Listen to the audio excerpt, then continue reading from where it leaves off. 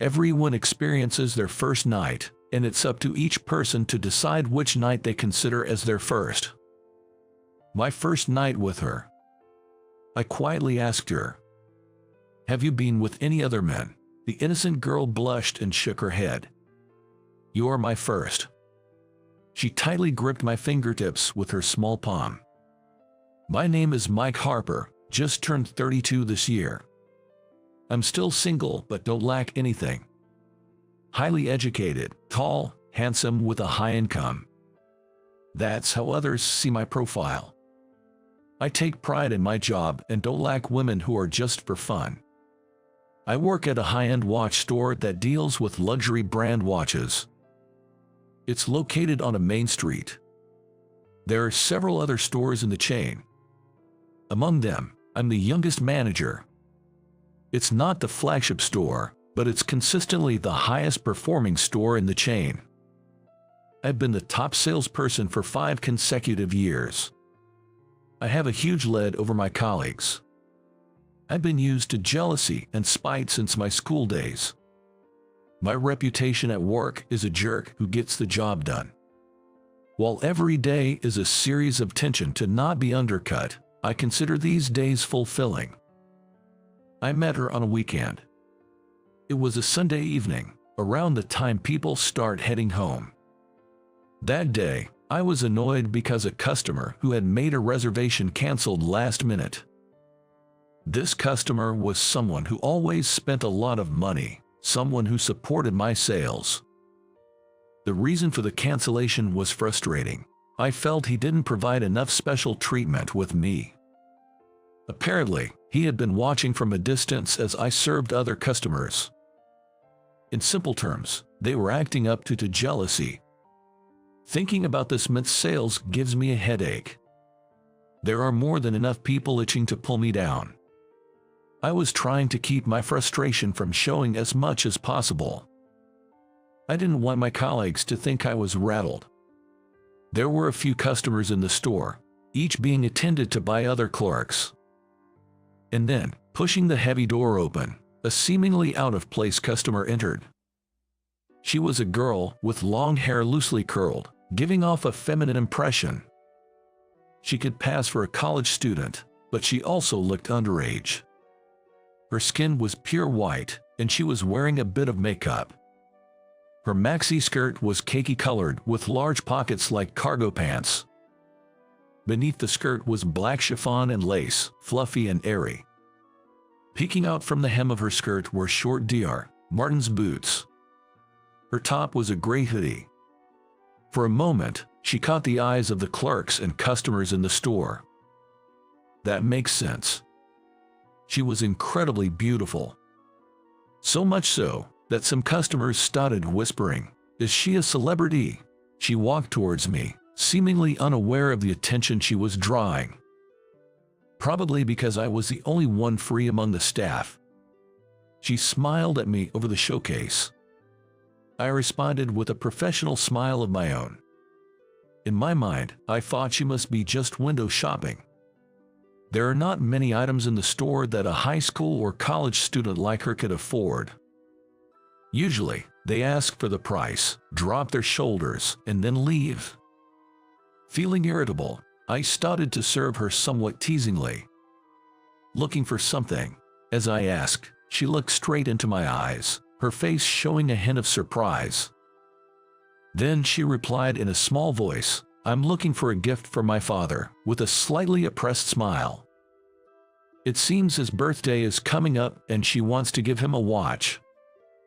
I didn't think there was a watch she could afford with the money she would have, but I thought it would be a good way to kill time until the closing time. "What kind of watch are you looking for?"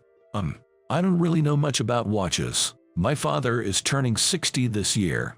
Do you have any recommendations?" she asked timidly. Her small voice sounded like that of a little squirrel. "Your father would be happy with any watch, if you're the one to choose," I said. At my words, she gave a small nod as if being pushed from behind. She began to look carefully at the watches in the showcase as she slowly walked around. Every now and then, She asked questions like, "What's the difference between this watch and that one?" She really seemed to know nothing about watches. She might not be able to choose anything when she sees the price. Then, she stopped for a watch with a beautiful design on the dial. "It's incredibly beautiful, isn't it?" What she pointed out was a watch from a luxury brand. "It's a beautiful watch that incorporates traditional Japanese craftsmanship." Her eyes sparkle as she looks at the watch. I took it out of the showcase to show her. "I'm torn between this one and the one over there." The direction she pointed was another showcase from a different luxury watch brand. Watches priced in the range of $50,000 and $100,000 were on display. Certainly not a price range she could afford. I was slightly irritated, thinking she was just a window shopper after all. "All of these watches are quite expensive," I told her, implying that she probably couldn't afford any of them. She didn't seem to notice my snide remark, and she innocently smiled back at me. "Which one do you prefer, buddy?" Being suddenly called buddy, I was taken aback. I'd never been referred to as buddy before, as no one seemed to feel that close to me. She stared at me intently, noticing that I was unable to hide my surprise. "Oh, I prefer the watch with the exquisite craftsmanship." Even though I was planning to recommend the more expensive one, I ended up honestly suggesting the one I liked. Despite being cheaper than the other one, this watch was also priced at $11,000. But when she heard my response, she seemed satisfied and nodded. "Then, I'll take this watch, please." She said it casually as if she were purchasing some cute trinket. "Could you gift wrap it for me, too?" She tilted her head, and I silently nodded in response. "Ma'am, the payment, it's going to be quite a hefty sum." I gently showed her the price tag. Showing her the hefty price tag somehow made me feel a little guilty.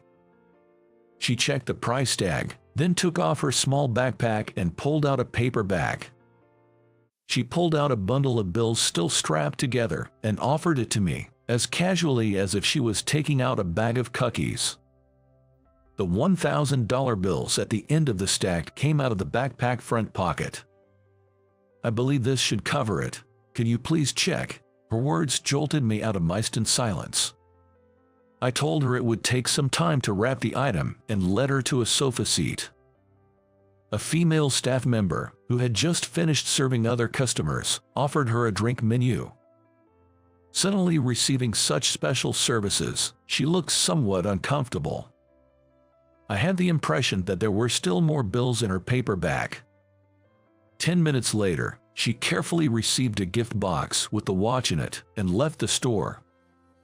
I was able to confirm that she was not a minor from the customer's profile information, but why she was carrying around such a large amount of money remained a mystery. This was how I met her, Catherine Summers. The next weekend after I first met Catherine, I believe it was around the same time, she appeared, pushing the heavy door of the shop open with both hands. She looked around inside the store as if she was looking for someone. I quietly approached her and spoke. "Welcome back, thank you for your visit the other day." She had been obscured by the door, so didn't notice I was there. She jumped a little upon my words. Her reaction was adorable, like a startled squirrel. I came to get a birthday present for my brother today." Her voice trailed off after the initial burst of energy. She shyly looked down. "So, it's your brother's birthday?" "Yes, my brother's turning 32. He loves the outdoors. What kind of watch do you think he would like?" In response to my comment, she lifts her head and tells me earnestly. I didn't tease her at all today. I introduced a few items to her. She listened intently to my explanation, carefully considering the watches. "I'll take this one," she said, smiling contentedly. I was impressed by her taste. Despite claiming not to know much about watches, she was able to find the best one. "This watch is also quite expensive. The watch was a high-end piece, costing nearly $29,000. I don't know who this girl is, but this price is excessive. I thought she would give up on buying it and switch to a different watch. However, she took out a paper bag from the small backpack she was carrying just like the last time, and handed me a bundle of bills, still bound. She held out the bundle so casually, I almost didn't recognize what it was. I took the bills on a velvet-lined tray and checked to make sure they weren't counterfeit as I counted. Of course, they were all real and crisp. She was sitting in comfortably on the sofa, just like the last time. Who on earth is she? And surprisingly, she appeared at the store at the same time the next weekend. This is insane. This time, she said it was a birthday present for her mom. It doesn't seem true at all. Where is she getting the money to buy expensive watches every week? I can't help but worry if the money is from a dangerous source. Have you considered getting something other than a watch for your mother's birthday? I suggested gently, trying not to offend her. I thought her parents might be worried if she spends so much money every week. At my suggestion, she looked a bit sad.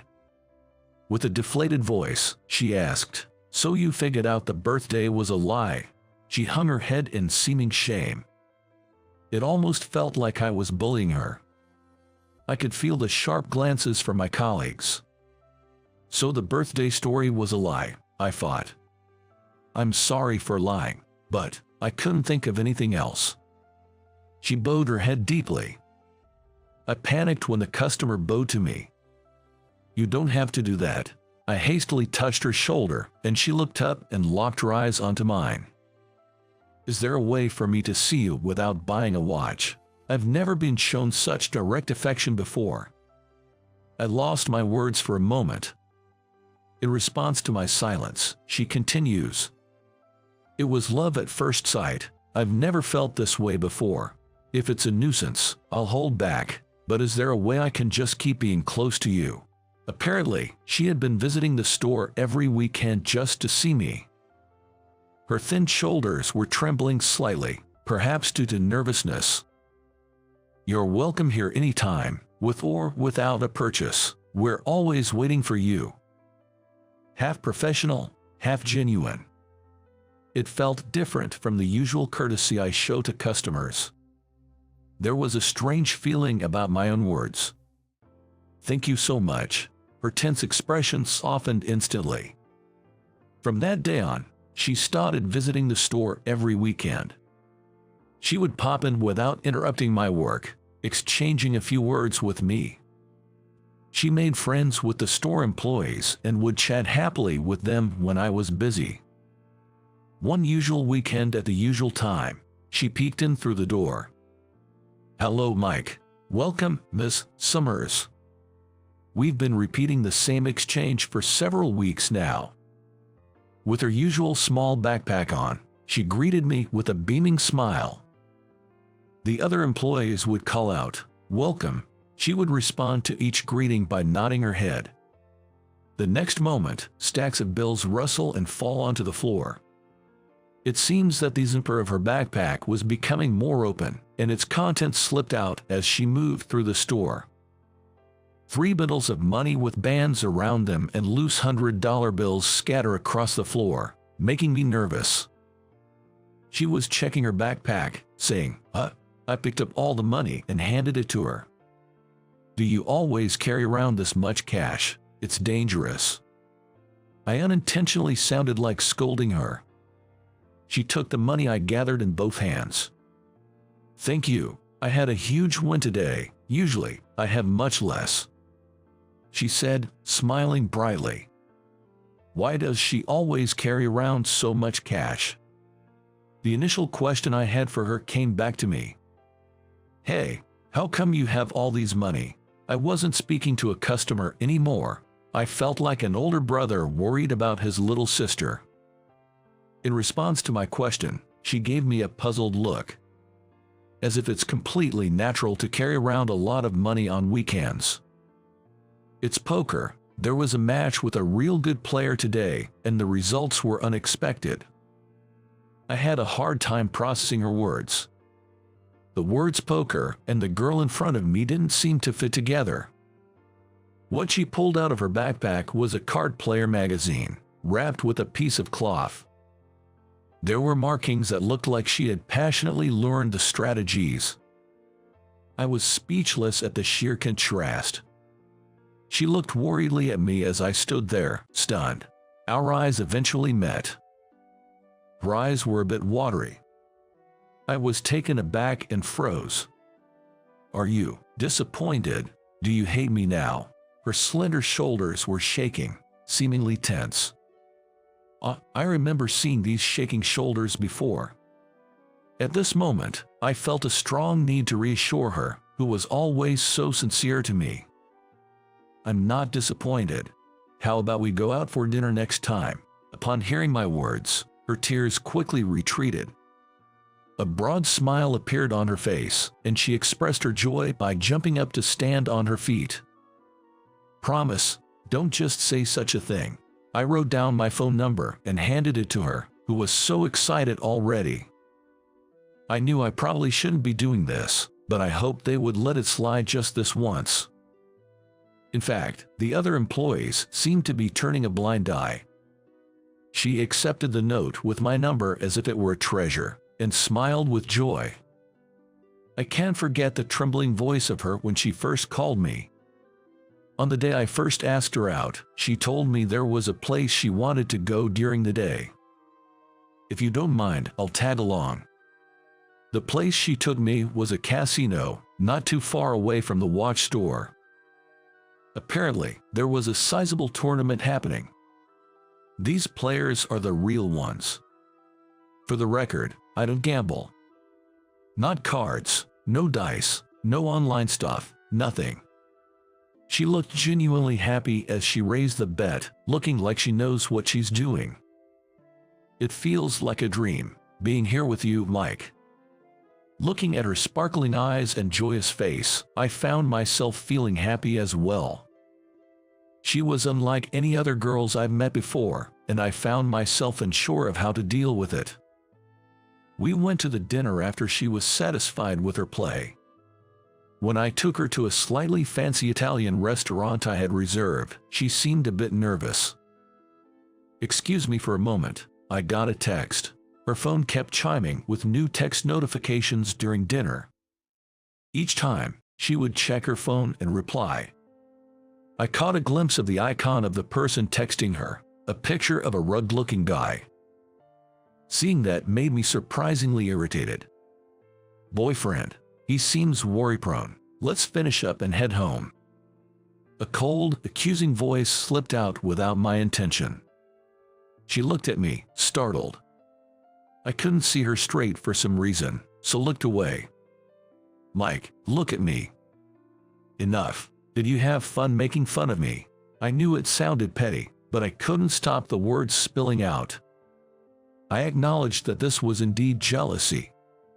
I was already falling hard for her. "Mike, look at me," prompted again. I reluctantly returned my gaze to her. She thrusts her phone screen in my face with a desperate expression. "It's my brother. My brother is the worrywart." Displayed beneath the icon of the man was the word brother. It seems she has an older brother around my age. She's trying to clear up the misunderstanding. She told me a lot about her brother. They became siblings due to their parents' remarriage, so they aren't related by blood, but he's a worrier and initially opposed our date. He was apparently worried about how our date was going. But he didn't contact you at all during the day. There were no messages from the brother during the day. I didn't think she was lying, but it felt a little off. "Well, if he contacted me while I was at the casino, I'd be furious," she says with a smile. I see." Recalling how she was during the day, it made all sense. I was increasingly attracted to her as I was getting to know her personality. "Catherine, can we make this into a relationship?" I asked her as she was happily eating her final dessert, cake. I was a little nervous about what I'd do if she refused. She gave me a blank look for a moment, then looked at my face. The next moment, she stood up from her chair. "Yes, thank you, Mike." She gave me the widest smile I had ever seen on her. "No, thank you, Catherine." I felt like I was being led by her pace, but I felt so good, after all. Catherine and I continued to see each other, and 6 months passed. Today, we're planning to visit Catherine's family. Of course, I intend to express my feelings for her and how we vision our future. Catherine's mother, who came out to greet us at the entrance, was a very calm and kind-looking person. It seemed that both her parents and her worrywart brother would be there today. I fixed my shirt and walked into the living room. I could see her father sitting deep in the sofa and her brother standing next to him. The moment I saw her brother, I froze for an instant. There was a person from the past I didn't want to remember. I was in shock. Catherine looked into me with a worried look.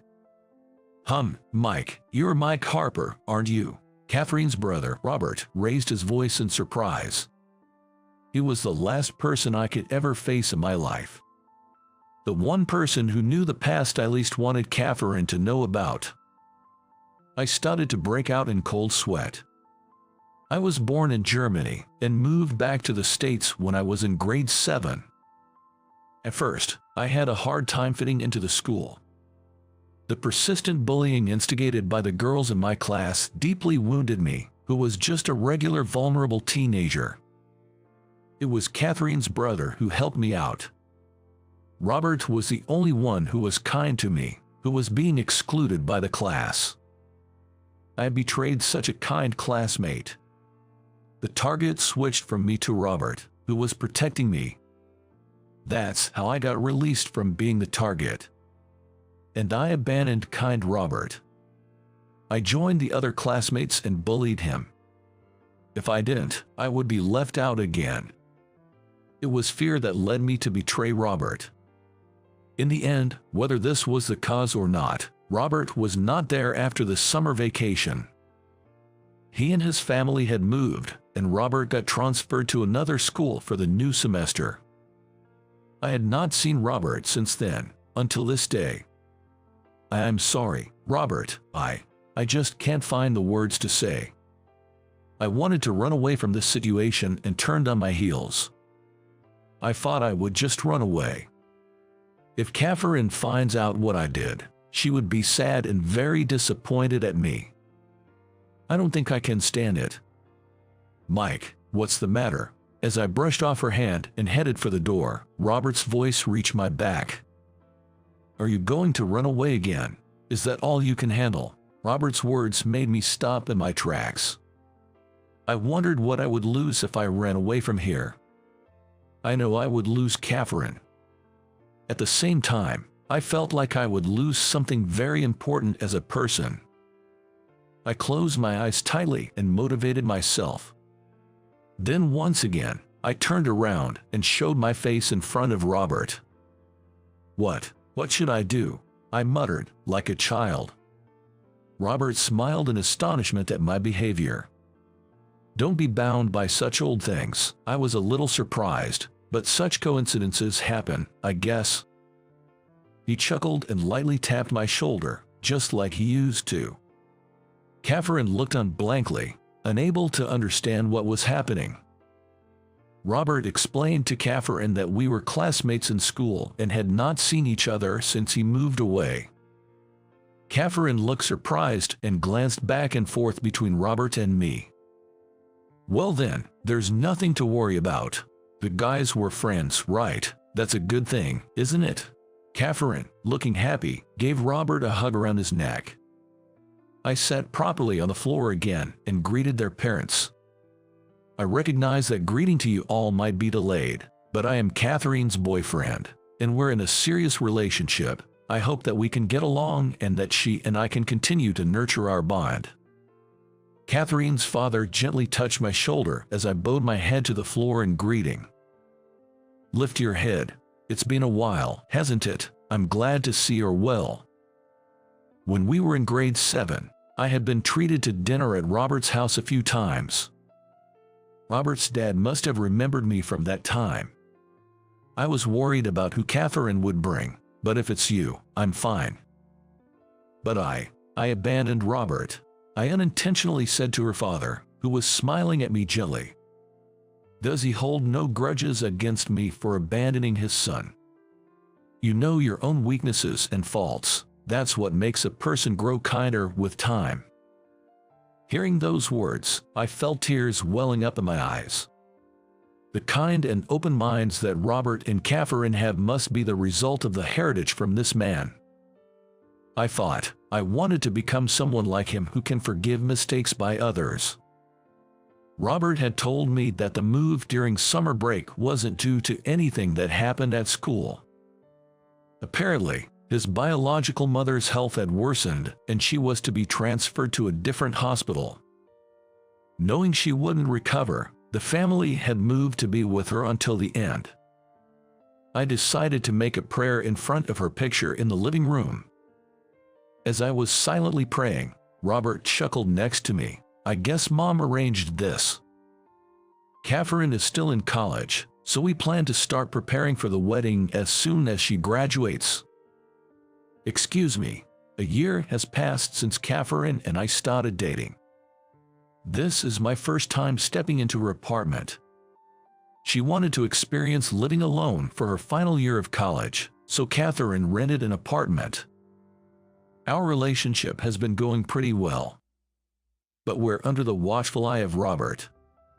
I was convinced that our relationship was not progressing because of him. I opened the door and stepped into a room. The room was an absolute spectacle.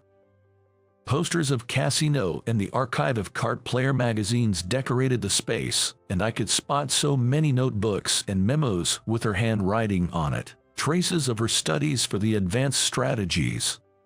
Has any other man been in here? I whispered to her in a deliberately hushed voice. She blushed and giggled shyly. Shaking her head, she smiled and said, "You're the first." Her small palm squeezed my fingertips tightly. "Oh, wait, you're not the first. Robert came over to eat yesterday," Catherine exclaimed as she had suddenly remembered it. "No, I'd rather you not count that." I looked around worriedly, wondering if Robert had installed surveillance cameras. Seeing my reaction, Catherine laughed. After a good laugh, she shared a little secret with me. "You know, when I first met you, I bet that you would fall for me. I was confident in my gambling skills. From now on, whenever I get lost in my life, she would be my guide," Catherine confidently proclaimed. "As long as she is by my side, I'll never be lost in life." Since I started dating her, my reputation at work has changed. It seems I've finally graduated from competent but a jerk. How did you find it? Subscribing to the channel really motivates us to create more content. See you in the next video.